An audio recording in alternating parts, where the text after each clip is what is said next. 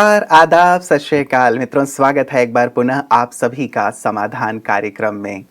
कल हम सपनों की चर्चा कर रहे थे कि सपनों को हम कैसे साकार करें और हर एक व्यक्ति को स्वप्न अवश्य देखना चाहिए, क्योंकि सपने ही सचमुच जीवन में स्फूर्ति प्रदान करते हैं। यदि सपने ही ना हो कि हमें जीवन में क्या करना है तो जीवन तो बिल्कुल नीरस हो जाएगा, उमंग उत्साह नहीं रहेगा, हमारी कर्मठता समाप्त हो जाएगी।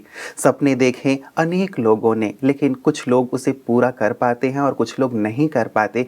कई कारण होते हैं, कल भी हम लोगों ने चर्चा की थी, लेकिन आज भी हम इस चर्चा को जरूर भ्राता जी के साथ आगे बढ़ाएंगे, क्योंकि ये बहुत इंपॉर्टेंट होता है हर एक व्यक्ति के लिए। मैं डॉक्टर एपीजे अब्दुल कलाम जी के बारे में पढ़ रहा था। वो कहा करते हैं कि सपने वो होते हैं जो हमारी नींद उड़ा देते हैं। वास्तव में जब हम कोई लक्ष्य बनाएं, जब हम कोई स्वप्न देखें, तो हम लग जाएं उसके पीछे कि जब तक हम उसे प्राप्त नहीं कर लेंगे तब तक चैन से नहीं बैठेंगे। डॉक्टर एपीजे अब्दुल कलाम जी का जीवन भी बहुत सारी प्रेरणाओं से, बहुत सुंदर घटनाओं से भरे हुए हैं। संघर्ष उन्होंने भी बहुत किया बचपन से लेके, और आज वो भी शिखर पर हैं। सभी युवाओं के लिए, देशवासियों के लिए, सारे विश्व के लिए प्रेरक हैं। साथ ही हम बात कर रहे थे मेसी की, जो कि एक शॉप में चाय सर्व किया करते थे। और जब कभी भी हमारे देश में या फिर विश्व में चाय की चर्चा होगी तो मुझे लगता है कि हमारे प्रधानमंत्री आदरणीय नरेंद्र मोदी जी की चर्चा ना हो, ऐसा तो होगा ही नहीं, क्योंकि उन्होंने भी यहीं से शुरुआत की थी और आज संसार के सबसे बड़े लोकतंत्र के वो प्रधानमंत्री हैं।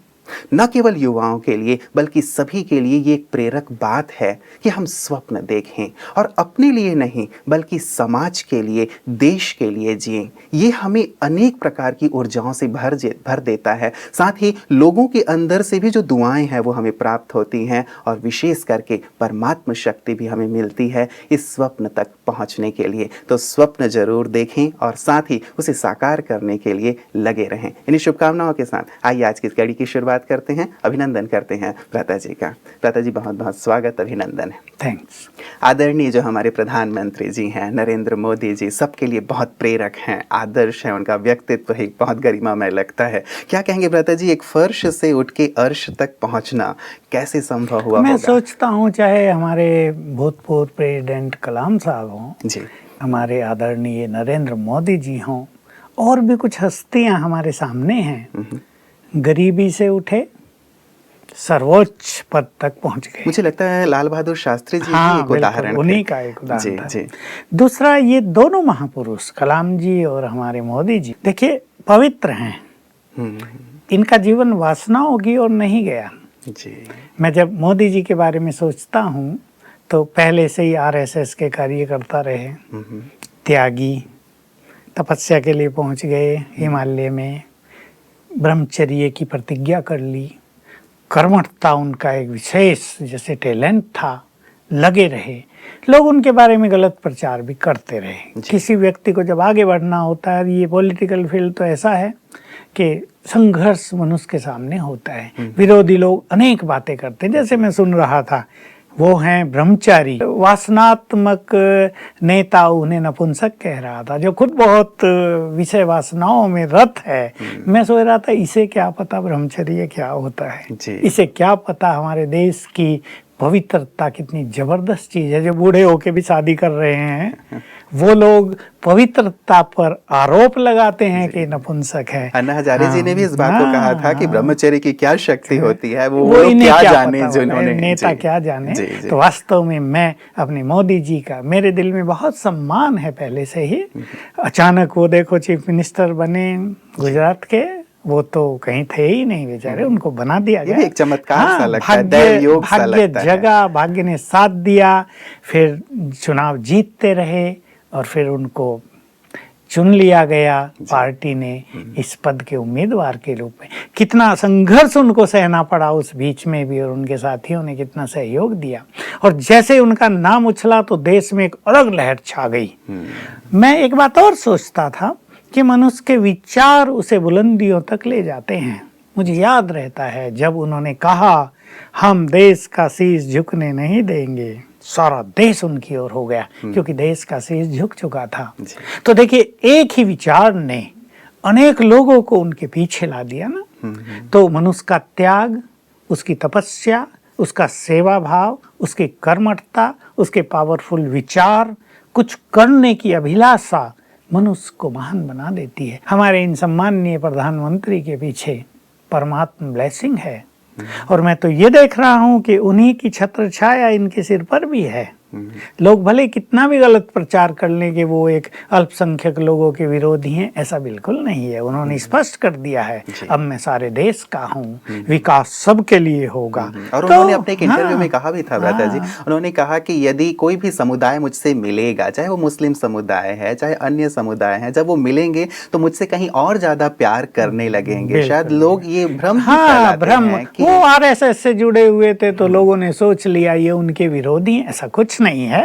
जब उनके विचारों को अनेक लोगों ने, मुस्लिम्स ने भी देखा, तो आपने सुना ही होगा बनारस में 6000 लोग उनकी आरती में पहुंचे थे, मुस्लिम्स, अभी भी हमने देखा। तो ऐसी कुछ बात नहीं, वो सचमुच महान है और हमें गर्व है कि हमारे देश को एक महान प्रधानमंत्री मिला है। ये विकास की ओर भी देश को बहुत आगे ले चलेगा। भले चुनौतियां बहुत हैं और कलयुग का अंत है, यहाँ चुनौतियां न हो तो भला कलयुग कैसा। तो क्या लगता है भ्राता जी आपको, हमारा ये मंच भी समस्या से समाधान की ओर का है, और अभी भी आपने कहा कि देश के सामने इतनी बड़ी बड़ी समस्याएं हैं, चाहे वो महंगाई हो, चाहे गरीबी हो, चाहे भ्रष्टाचार हो, चाहे नक्सलवाद हो, आतंकवाद हो, ये सारी बड़ी बड़ी समस्याएं हैं। क्या लगता है आपको कि मोदी जी कुछ चमत्कार कर पाएंगे? बिल्कुल, इस पे काम तो करेंगे ही, और जैसा उन्होंने आह्वान किया है, सब जो और भी एमपीज हैं वो सब उनको सहयोग करेंगे। हमें पूर्ण विश्वास है, एक सहयोग की भावना हमारी पार्लियामेंट में आ गई है। विरोध तो लोग करते ही हैं, जो बड़ बोले होते हैं वो तो कुछ भी कहते हैं, वो तो कहीं ना कहीं कमी मनुष्य की ढूंढते हैं, महानताओं को नज़रअंदाज कर देते हैं, छोटी सी कमी को उछालने लगते हैं। लेकिन मैंने एक चीज़ और देखी जो मैं अपने सभी दर्शकों को कहना चाहूँगा, मोदी ये सब सुन के कुछ भी रिएक्ट नहीं करते, कुछ बुरा नहीं बोलते। उनको पहले से ही पता है कि जब तुम्हें कुछ महान कार्य करना है तो ये सब तो सुनना ही पड़ेगा। और यही मैं सबको कहना चाहूँगा, जिसे महान स्वप्न जिसने देखे हैं, जो महान लक्ष्य को प्राप्त करना चाहता है, उससे अपनी आलोचना सुनने के लिए तैयार रहना चाहिए और आलोचकों के प्रति भी अच्छी भावनाएं रखनी चाहिए। उन्हें अपना गुड फ्रेंड मान लेना चाहिए कि वो आलोचना करेंगे तब तो हमें अपनी कमियों का पता चलेगा, तब हम और कुछ अच्छी तरह से अपने कार्य कर सकेंगे। तो मैं तो सचमुच उनके भाषण कभी कभी सुन लेता हूँ और ये देखने की कोशिश करता हूँ इस महान पुरुष में क्या क्या महानताएं हैं। हम भी दूसरों की अच्छाई सीखते हैं और ये मनुष्य की एक बात होनी चाहिए कि जहाँ से उसे अच्छाई मिले वो सीखे। और हम तो ये भी कहेंगे कि हमारे संपूर्ण ईश्वरीय विश्वविद्यालय में जो महान योगी हैं, लाखों जो पवित्र आत्माएं हैं, उनकी शुभ भावनाएं, उनके अच्छे वाइब्रेशंस भी हमारे इस महान नेता के बिल्कुल। वैसे भी भ्राता जी, हम सब देशवासी यही चाहते हैं कि देश की समस्याएं निर्मूल हों, एक स्वस्थ, एक स्वच्छ और स्वर्णिम संसार बने, समाज बने, हमारा देश बने। उसमें चाहे ब्रह्मा कुमारी परिवार हैं, चाहे भारतवर्ष के अनेक लोग हैं, चाहे किसी भी संप्रदाय को बिलोंग करते हो। तो जब इस प्रकार से इन समस्याओं को निर्मूल करने के लिए कोई व्यक्ति खड़ा होता है तो ऑटोमेटिक सब लोग उससे जुड़ ही जाते हैं, साथ देते हैं, चाहे वो मन से हो, तन से हो, धन से हो। जिस महान पुरुष के साथ लाखों पवित्र आत्माएं हों, ब्रह्मा कुमार कुमारियां हों, मैं खोल के ही कह देता हूं, योगी हों, उनकी शुभ भावनाएं उनके साथ हों, क्योंकि हम लोग भी देश को महान बनाने का कार्य कर रहे हैं और उनका भी यही लक्ष्य है। तो हम दोनों में मिलन हो गया है, हमारे वाइब्रेशंस और उनकी कर्मठता, और निश्चित रूप से ये हमारे देश का बहुत भारी उत्थान करेंगे। बिल्कुल। भ्राता जी, आपने शुरुआत में एक बात कही थी कि चाहे वो डॉक्टर एपीजे अब्दुल कलाम जी हैं, चाहे भ्राता नरेंद्र मोदी जी हैं, दोनों ही पवित्र हैं, अर्थात ब्रह्मचर्य व्रत का पालन कर रहे हैं। तो आपको क्या लगता है इनकी सफलता के पीछे ब्रह्मचर्य का कितना योगदान है, और जो लोग अपने जीवन में, अपने फील्ड में सफल होना चाहते हैं, उनके लिए भी ब्रह्मचर्य कितना महत्वपूर्ण है? ये पवित्रता मनुष्य को अनेक निगेटिविटी से मुक्त रखती है। वासनाएं मनुष्य को बॉडी कॉन्शियस में ले जाती हैं और उसके विचार दूषित होते रहते हैं, उसमें लोभ लालच बढ़ता रहता है, अनेक कुरीतियां मन की उसमें आती रहती है। तो उसको न तो परमात्म ब्लेसिंग्स मिलेगी, न देशवासियों की गुड वाइब्रेशंस मिलेंगे। जो पवित्र है वो अनेक दूषित विचारों से मुक्त है और ये बात हमारे देश के वासी भूल गए हैं कि भारत की महानता यहाँ की प्योरिटी ही है। यही वो देश है जिसमें 4 आश्रमों का निर्माण हमारे ऋषियों ने किया था और 25 वर्ष तक तो हर व्यक्ति को ब्रह्मचर्य में रहना होता था और बहुत सारे लोग ऐसे होते थे जो बाद में भी इसका अपनाते थे और 50 साल के बाद तो फिर से ब्रह्मचर्य अपना लेते थे। ये हमारे देश की और मैं कहूँगा ये प्योरिटी सारे संसार के लिए बहुत बड़ी सटिल पावर है।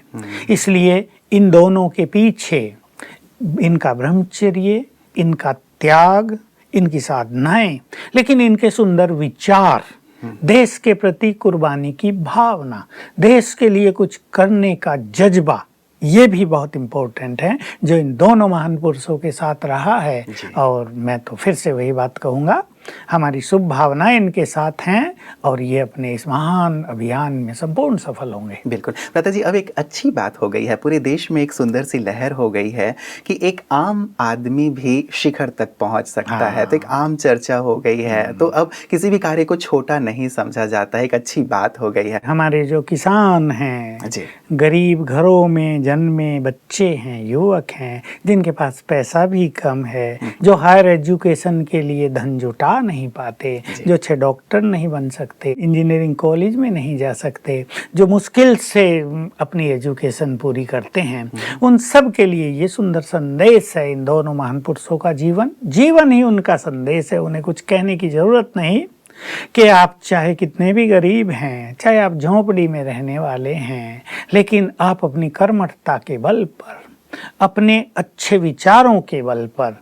बहुत आगे बढ़ सकते हैं। इसलिए मैं सबको ये कहूँगा कि गरीबी अलग चीज़ है, चाहे कोई उसे अपना भाग्य समझे या कुछ भी समझे, लेकिन विचारों की गरीबी नहीं होनी चाहिए। जो भी मनुष्य इस जीवन में कुछ महान कार्य करना चाहता है, अपने देश को शिखर पर ले जाने में कुछ सहयोग देना चाहता है, उसे पहला काम करना चाहिए विचारों की सुंदरता। जिसके विचार सुंदर हैं वही सचमुच धनवान है, वही सुखी है। और विचार सुंदर होने से मनुष्य में कर्मठता और प्रबल हो जाती है, उसको अनेक तरह का साथ भी मिलने लगता है। और मान लो इस संसार के लोग उसे साथ न दें तो ऐसे व्यक्ति के साथ भगवान की ब्लेसिंग्स बहुत होती हैं। इसलिए कोई कितना भी छोटा है, चाहे वो चाय का काम कर रहा है, छोटे कार्य कर रहा है, बेचारा गरीब है, मजदूरी कर रहा है, उसको अब निराश होने की जरूरत नहीं, वो कर्मठ बने। लेकिन आवश्यकता ये है अपने टैलेंट्स को बढ़ाते चलें। एक व्यक्ति मजदूर है, वो यही सोचता है मुझे तो मजदूरी करनी, भाई अब 100 रुपए मिलते हैं, 150 मिल जाए, 150 मिल जाए तो अच्छे हैं, बच्चों को भी मजदूरी कराने लगूं, वो भी कमाने लगें तो परिवार अच्छा चले। इस दायरे से जरा ऊपर निकलें। आज आप छोटा काम कर रहे हैं, हल चला रहे हैं, तो कल आप एक छोटे किसान बन जाएं, फिर थोड़े बड़े किसान बन जाएं, फिर और आगे बढ़े, बच्चों को पढ़ाएं, तो अपने दायरे को थोड़ा इन छोटी चीजों से ऊपर निकालें। इस तरह से यदि हमारे सभी लोग एकजुट होकर लगेंगे तो यहाँ गरीब कोई नहीं रहेगा। और जो गरीब भी होगा ना, जिसे लोग गरीब कहते हैं, वो भी शान से जिंदगी जिएगा कि हम भारत के वासी हैं। कितना अच्छा होगा भ्राता जी, उस दिन का इंतजार रहेगा कि हर एक व्यक्ति सिर उठा के जिए, कोई भी भूखा ना सोए, हर एक व्यक्ति सम्मान के साथ जिए, बहुत अच्छा लगेगा।